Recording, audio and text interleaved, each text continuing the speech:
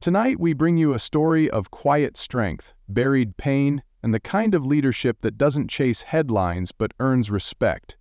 Whether you've worn a uniform, fought your own silent battles, or simply held your family together through storms, this is a story that will hit home.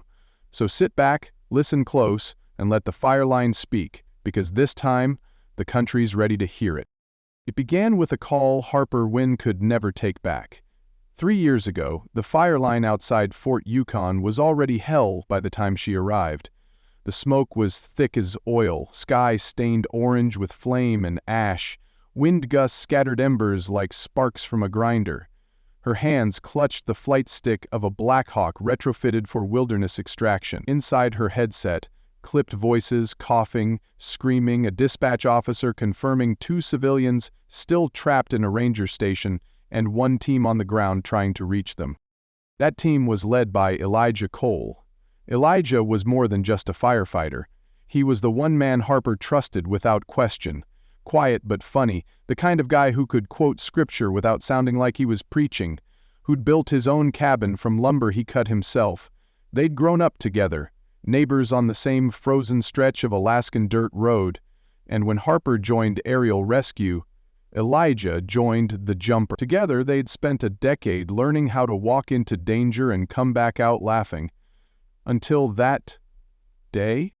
Intel said the wind was shifting west. Fire behavior suggested the structure was compromised. Harper had less than 90 seconds to make a call.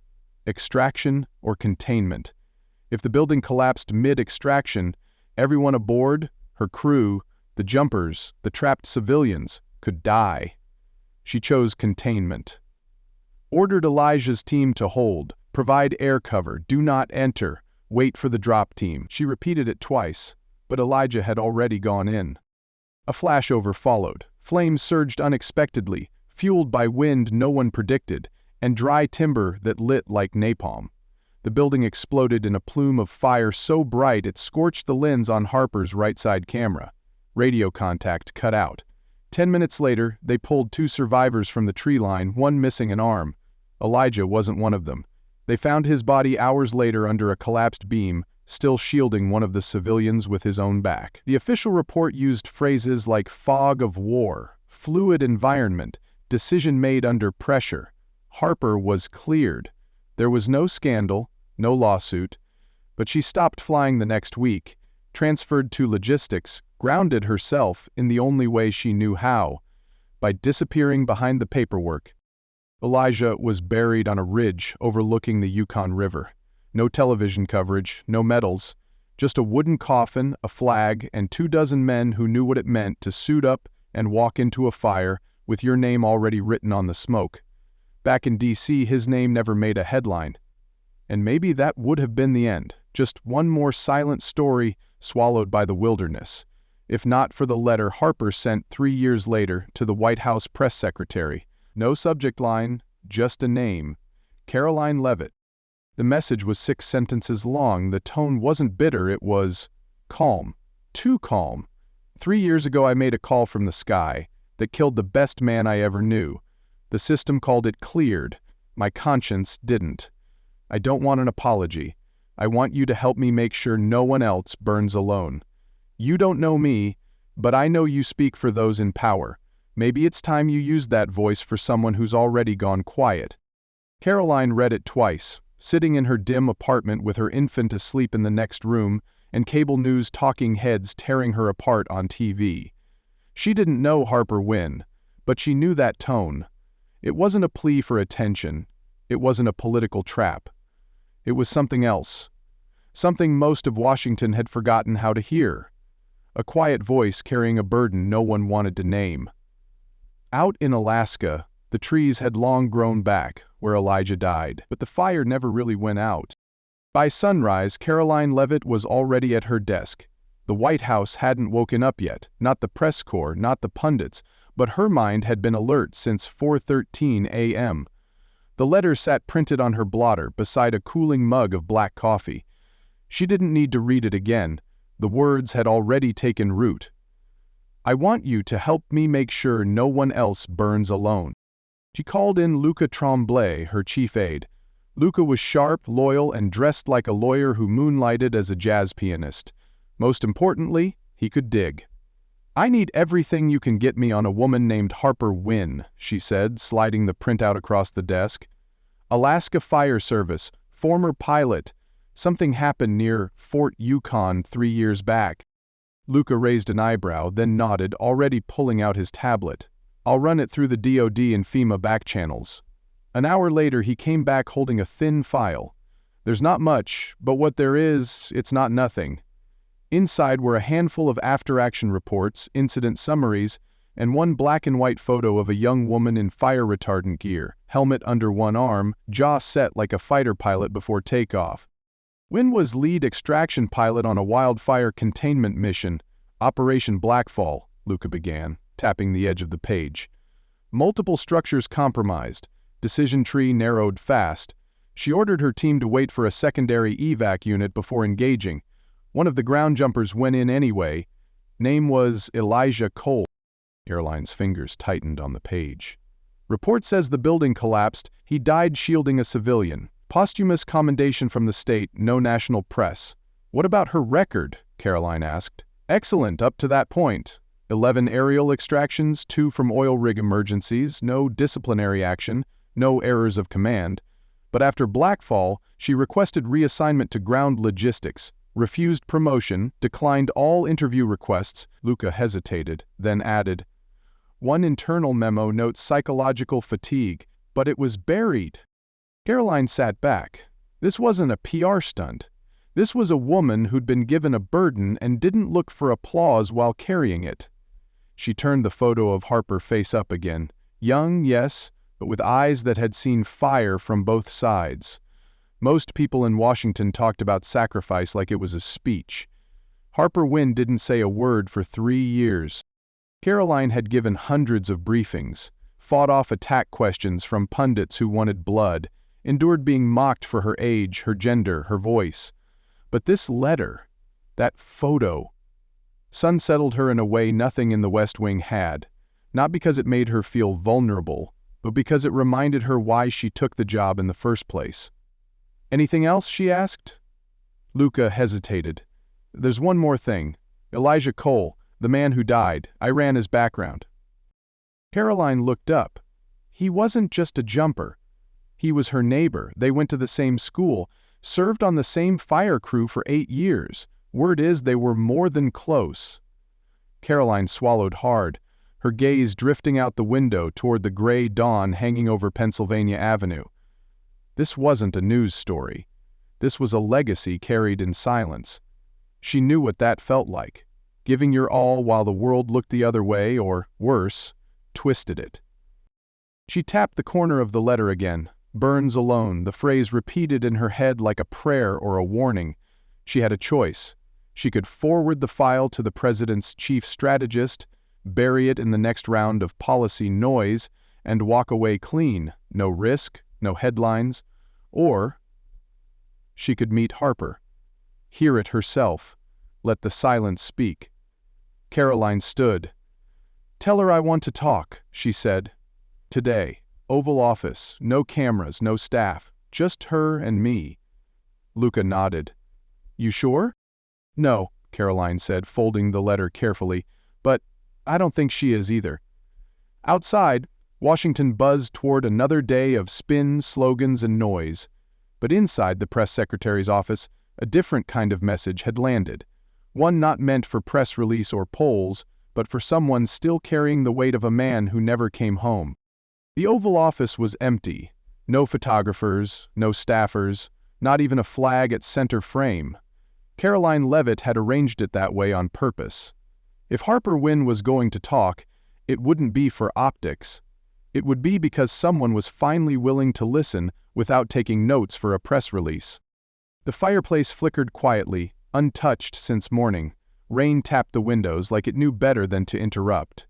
Karoline stood near the west-facing window, her dark blue suit sharp, her posture composed, but the weight behind her eyes hadn't budged since that letter arrived.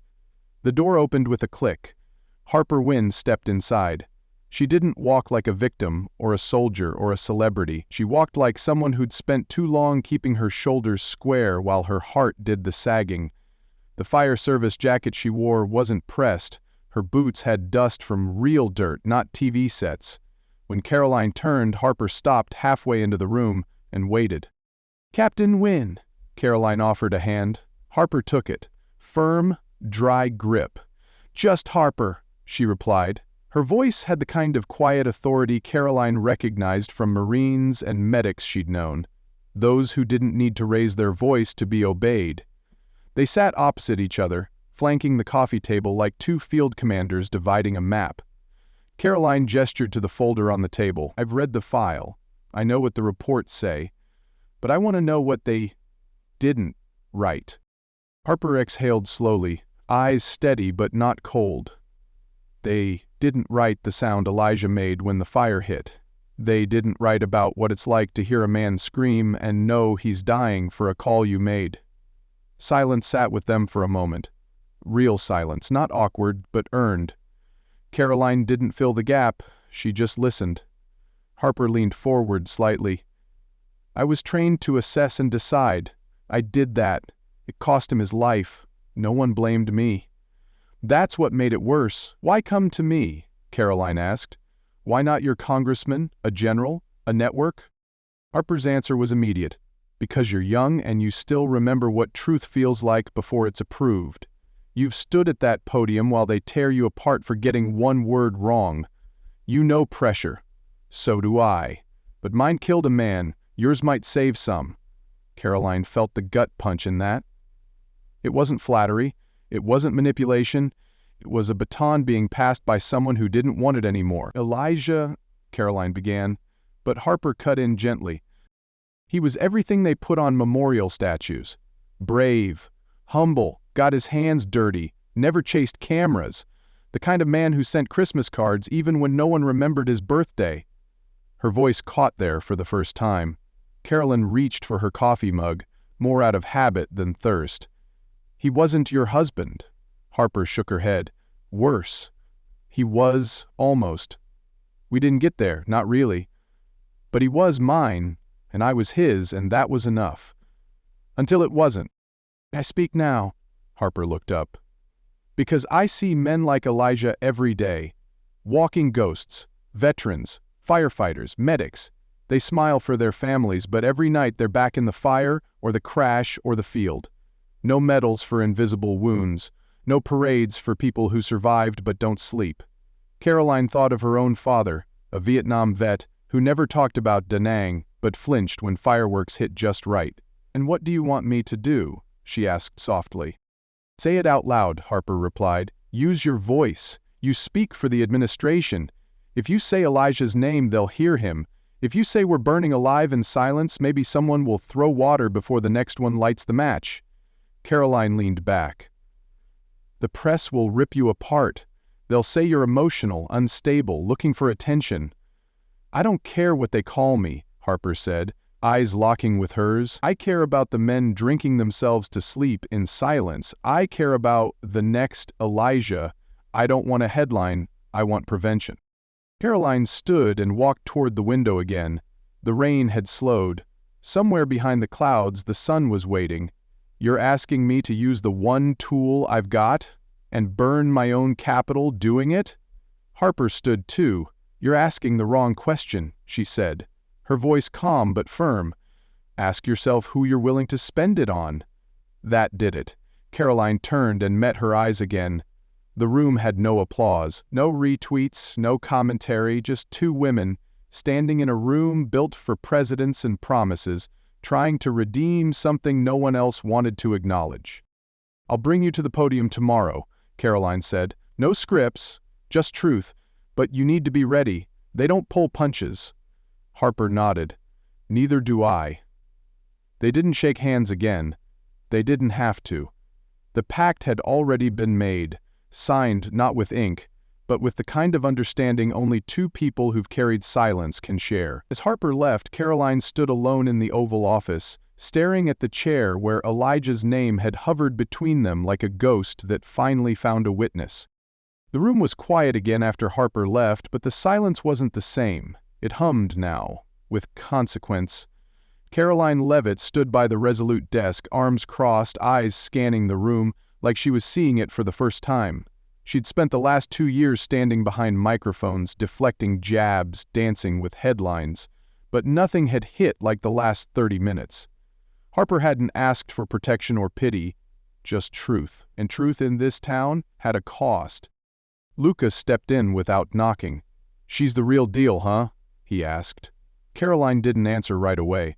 She kept her focus on the photo on the credenza. Eisenhower at Normandy. A man who made decisions that cost lives, but still made them. "She is," Karoline finally said, "and if I put her out there, the press will come down like a hammer." Luca nodded. "And if you don't, you're no better than the ones who let her disappear in the first place." That was the calculation, wasn't it? One she'd made 1,000 times in different forms. What's worth your credibility, your standing, your job? But today the stakes weren't numbers on a polling memo. They were names etched on grave markers no one ever filmed. Her phone buzzed. A text from the president. "Heard about this fire pilot. You really gonna run her in front of the press?" Karoline stared at it for a long beat, then typed her reply.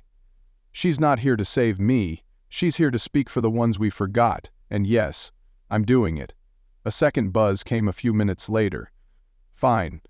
But if this explodes, it's on you." She didn't bother answering that one. She knew it already was. Karoline walked back to her desk and opened her laptop. The press secretary's account on X was already lit with chatter, speculation about a mystery guest, whispers from reporters who'd caught wind of a private meeting. She drafted a single post. "Tomorrow's briefing will include someone who's carried silence longer than most carry praise. Her name is Harper Wynn. Her story isn't easy, but it's true." She hit send. No filters, no hashtags. Luca looked over her shoulder. "That'll light a fuse." Karoline smiled thinly. "Good. Let's see who still has ears." She stood again, the late afternoon sun casting shadows across the floor. The real calculation had never been about politics. It was about weight, who carries it, and who's finally willing to help lift it. Harper had carried hers through fire, loss, and years of public nothingness. Now it was Karoline's turn to carry the risk. And maybe, just maybe, they'd help others carry theirs too. The White House press room hadn't felt this full in months. Elbow to elbow, the nation's top reporters packed themselves into rows, faces glowing under the press lights, notepads out, cameras primed. They weren't here for policy updates or a budget breakdown. They were here because Karoline Leavitt had tweeted something cryptic the night before, something about a woman who carried silence longer than most carry praise, and in DC mysteries still sold. But Karoline wasn't selling anything. She stood off to the side, arms folded, eyes scanning the sea of faces, some curious, some skeptical, a few already sharpening their questions. Luca stood just behind her, phone in hand, tracking mentions. The hashtag fireline speaks had started trending that morning, not because of a campaign, but because someone had leaked the name Harper Wynn. At exactly 10:00 a.m., Karoline stepped to the podium. She didn't smile. "Today's briefing isn't about polling or politics," she began, voice steady.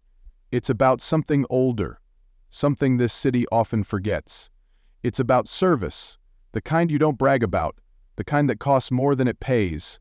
She paused, then continued. 3 years ago, a rescue pilot made a call in Alaska during a wildfire. That call cost a man his life. She was cleared.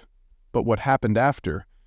What she carried, what she watched others carry in silence, well, that's why she's here today. She stepped back, and Harper Wynn stepped forward. No uniform, no fanfare, just a plain black jacket, boots that had walked more smoke than red carpets, and a presence that quieted the room more than any mic drop ever could. She stood at the podium, adjusted the mic once, then began. "I won't waste your time," she said. "I know how this works. You've got deadlines, angles. You want to know why I'm here? Here's why." She took a breath. No shaking hands, just the pause of someone who'd rehearsed this not in front of a mirror but in the silence of 3 a.m. memories. I gave an order in 2021 during a fire near Fort Yukon. Intel said the structure was unstable. I told the ground team to hold. One of them didn't. His name was Elijah Cole. He went in anyway, saved a civilian, died doing it. The report cleared me. The file closed. She looked up, gaze hard but not angry. But that didn't mean I walked away clean. A stillness crept over the room. Not discomfort, but something closer to reverence. Elijah was more than a teammate. He was my neighbor, my best friend, maybe more. And I made the call that got him killed. I live with that, not because I was wrong to act, but because I was never trained for what came after. No one talks about that part. She let that sink in before continuing. You hear a lot about medals and sacrifice in this country, about heroes and flags.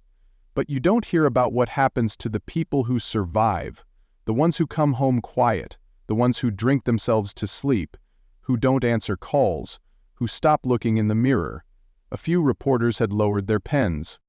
I came here because there are men and women wearing uniforms, firefighters, medics, veterans, who are burning inside every day. No parades, no obituaries, just quiet breakdowns in basements and garages and parked cars. One camera flash went off, but Harper didn't flinch. I'm not asking for sympathy. I'm asking for visibility. We spend billions training people to face fire. We spend scraps helping them put themselves back together when it's over. A reporter finally raised his voice. Captain Wynn, are you blaming the administration, the fire service, the military? Harper didn't hesitate. No, I'm blaming the silence. I'm blaming the idea that toughness means swallowing pain until it kills you.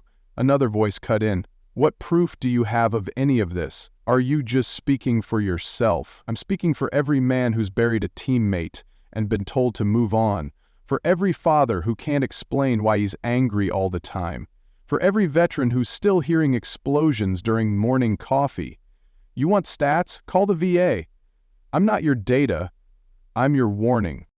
The silence after that wasn't awkward. It was stunned. Karoline stepped forward to close the briefing, but Harper raised a hand. One more thing. She looked out over the room. Leadership isn't a podium. It's not likes or sound bites. It's choosing to carry what others drop. I failed Elijah once by staying quiet. I won't fail him again. Then she stepped away from the mic. The reporters erupted. Dozens of questions flew at once. Names, stats, intentions. But Karoline raised her voice over them. She said what needed to be said. Now it's your job to decide whether to listen or spin. And with that, she led Harper out through the side door, the flashbulbs still strobing like wildfire behind them. In the hallway, away from the noise, Karoline turned to Harper. You all right? Harper nodded. I've survived worse. Karoline smiled faintly. You just lit a fire. Harper met her eyes. Good. Maybe now someone will finally put it out. By nightfall, the country had taken sides. On AM radio shows, Harper Wynn's name was being shouted through static-laced airwaves. Some hosts called her a hero, the kind this country used to raise, not cancel. Others weren't so generous. Who trained her to make those calls? One voice growled. And why is the White House using her now? The internet had already split wide open. Fireline Speaks trended on both X and Facebook, with tens of thousands of posts, clips of Harper's speech spliced with scenes from military funerals, firefighter tributes, even country ballads. A retired Army sergeant from Kentucky posted a 5-minute video in his garage, eyes wet, saying, "She said what I'd been screaming into beer cans for 20 years. But not everyone was moved. On cable news, the blowback had started fast. A Fox News analyst called Harper a pawn in a PR stunt meant to make Karoline Leavitt look like she cares about the heartland. MSNBC had a different angle, accusing the White House of emotional deflection from real policy failure. One commentator sneered, "We're romanticizing trauma instead of fixing it." Karoline sat alone in her office watching the media carousel spin. Her inbox had doubled. Veterans organizations were reaching out not with condemnation but with stories. From Minnesota, "My father served in Nam, drank himself to death in 1988. She gave us a voice he never had." From Texas, I ran EMS for 19 years. Had 2 guys put a bullet in their heads after calls they couldn't forget. This ain't political, it's overdue. Luca entered, tablet in hand. You want to see this? Karoline took it. The screen showed a post from National Watchdog, one of DDC's most aggressive political blogs. Leavitt's pilot ploy, hero or headline hack. Was Harper Wynn's speech the beginning of a veteran awareness revolution or just another attempt to humanize a press secretary under fire? Sources say Karoline Leavitt bypassed senior staff to push this. If true, it's a bold gamble with taxpayer trust. She scrolled down, jaw tightening. Below the article, the comments painted a battlefield of their own. Karoline's the only one in D.C. who's got the stones to do something real. I'm a Marine. That girl Wynn, she's no coward. This is classic spin. Exploit a tragedy, push a narrative, collect the votes. Karoline tossed the tablet onto the couch and leaned forward, elbows on her knees. She wasn't surprised. It was always like this. When you speak truth in this town, the first sound you hear is someone trying to twist it. Her phone buzzed again. This time it was a text from Harper. Just got an email from a Vietnam vet. Said he's been quiet for 50 years. Said today he cried. I think it was worth it. Karoline didn't reply right away. She stood, walked to the window, and looked out over the south lawn. The rain had cleared, but the air still carried a storm. She thought of her father again. How he never talked about the war, but flinched when his grandson popped a balloon. She thought of the men in her hometown who sat on porches every evening, with nothing but a dog, a memory, and 1,000 unspoken regrets. This wasn't just about Harper. It was about all of them. The men who served, then disappeared into broken marriages and bad sleep. The ones who never got a monument, never asked for one. The ones who picked up a phone, then put it down and went back to pretending they were fine. Luca came back in. Media's not done chewing, but something's happening. Veterans are talking, volunteer groups are posting, even a few firefighters' unions are calling for action. Karoline turned, something burning behind her eyes. But not anger. Something older, something earned. Let them talk, she said. Let them shout.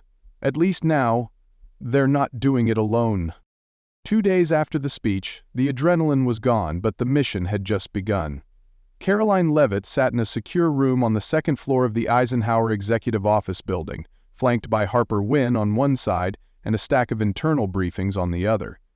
Across from them sat Deputy Secretary of the Interior Paul Hargrove, a man built like a former linebacker but who now spoke in the slow, caution-drenched cadence of career bureaucracy. We've reviewed your proposal, Hargrove said, tapping the folder without opening it. Mental health support centers for first responders, 10 cities, field-trained counselors, a hotline dedicated to non-military trauma response. Projected cost, $35 million, 0 cents. He looked up. You're asking for a federal mandate with 0 congressional oversight and less than a week of public vetting. Karoline didn't blink. I'm asking to save lives before they bleed out in silence. Harper leaned forward, voice steady. We have the numbers. Over 4,000 documented cases of untreated trauma in rural responders in the last 2 years. You want oversight? Fine, but don't let paperwork bury people again. Hargrove glanced at Harper. You lit a fire out there, Captain, but policy isn't a speech. No, Harper said. It's what happens after. The door opened. In walked Diana Ames, the former Marine turned advocate whose son had taken his life after 3 failed VA visits. Beside her stood Samer Velasquez, an ex-Coast Guard officer who now ran a peer support group for frontline workers across 3 states. Karoline rose and shook both their hands. Thanks for coming. Diana wasted no time. Mr. Hargrove, I'm not here for a hearing. I'm here because my son didn't get a second chance, and if you think red tape means more than his name, I'll spend the rest of my life making sure America knows it. Samir nodded. You don't have to believe in this program. But every day you stall, another responder goes home with no plan except a bottle and a locked door. Hargrove sighed, pinching the bridge of his nose. Let me make a few calls. He stepped out. The room was silent. Harper sat back the same way she had on the day she grounded herself, waiting, unsure if anything would ever move again. Karoline didn't wait. She turned to her aide. "Luca, draft the fallback.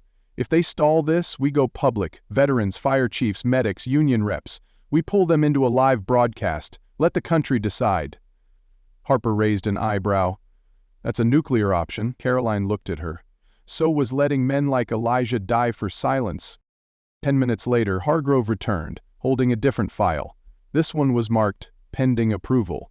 "The president just signed off on a pilot fund, $40 million, starting next quarter, 10 states, fast-track rollout. But you'd better deliver results." Karoline stood. "We will." Harper stayed seated for a moment longer, as if the weight she'd carried for 3 years didn't quite know how to let go yet. Outside the building, the D.C. air was hot, the sidewalks filled with noise and motion. Karoline and Harper walked side by side toward the curb. No press, no statements, just two women in plain clothes, moving a little slower than the city around them. Harper broke the silence. "Do you think it'll matter?" Karoline didn't hesitate. "It already does, and in that moment the fight wasn't just about policy. It was about proving that stories like Elijah's didn't have to fade quietly into graves and forgotten folders. They could become action. They could save someone else's son." 3 weeks later, the wind at the edge of Arlington carried a weight beyond weather. Harper Wynn stood alone before a white marble headstone that read simply, "Elijah Cole, 1979-2021. He went in anyway." She didn't bring flowers. Elijah wouldn't have wanted them. Instead, she placed a worn patch from her fire suit at the base of the stone, then stood in silence, letting the wind speak for them both. It had taken her this long to come back, not because she was afraid, but because she needed to be ready to say goodbye not with guilt, but with gratitude. She'd spoken his name to the world, and the world had finally listened. "I told them," she said quietly. "They heard you." She stood there for a long time. No cameras, no ceremony. Just a woman and a grave, linked by one decision that had cost everything. But for the first time in 3 years, she didn't feel like she had to apologize for surviving. Elijah had told her once, "If something happens, don't make me a ghost." For a long time she'd failed him. Now, maybe, she hadn't. Across the country, the impact of her words had begun to settle. In Arizona, a firehouse flew a banner reading, "We're not alone anymore." In Ohio, a VA clinic reported its busiest mental health intake month in 2 years. And in a school gym in rural Kentucky, 63 veterans, first responders, and medics gathered for the first meeting of a peer support chapter called the Ember Line, named after Harper's speech. Back in D.C., Karoline Leavitt stood at a podium again, but this time the briefing room was empty. She wasn't addressing the media, she was addressing a very different crowd. Veterans, widows, fire chiefs, EMTs, paramedics, people who didn't care about spin, but knew something real when they saw it. She wore a plain blazer, her notes folded and barely touched. "We're not here to talk policy," she began. "We're here to talk about silence, and what happens when someone finally breaks it."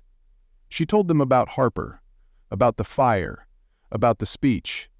Then she told them about what happened next: a signed executive order, a $40 million pilot program for mental health centers, and the establishment of a national trauma response hotline for civilian first responders.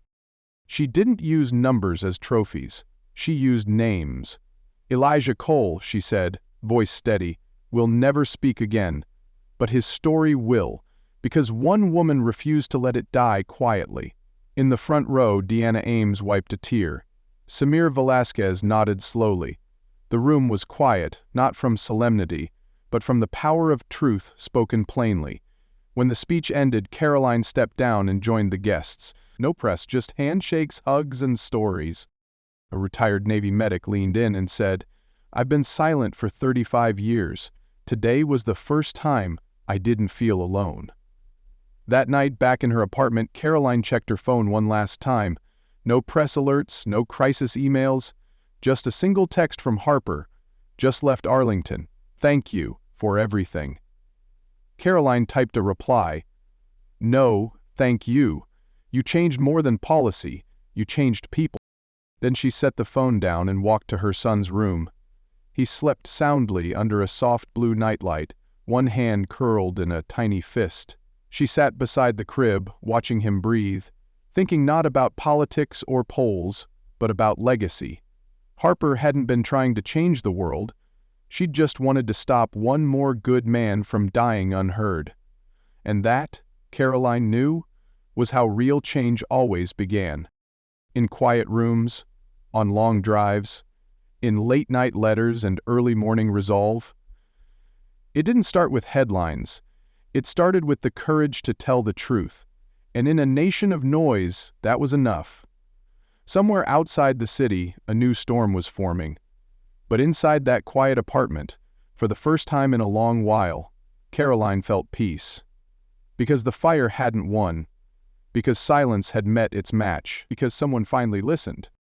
At its core, this story teaches us that true leadership doesn't come from power, it comes from the courage to speak when silence is easier. Harper Wynn carried the weight of a single decision for 3 years, haunted not just by the loss of a friend, but by a system that expected her to endure quietly. Karoline Leavitt, a rising political figure, risked her credibility to give that silence a voice. Together, they proved that honesty, delivered without theatrics, still has the power to move a nation. The lesson is clear: not all wounds bleed, and not all heroes wear medals. Many serve, break, and bury their pain because they believe no one will listen. But when someone does, when one voice says, "I see you," it can start a chain reaction that turns grief into policy and suffering into action. For everyone who has suffered so much in silence, this story is a reminder that your pain matters, your story matters, and change starts when one person is finally heard. And sometimes, that's all it takes to begin healing a nation.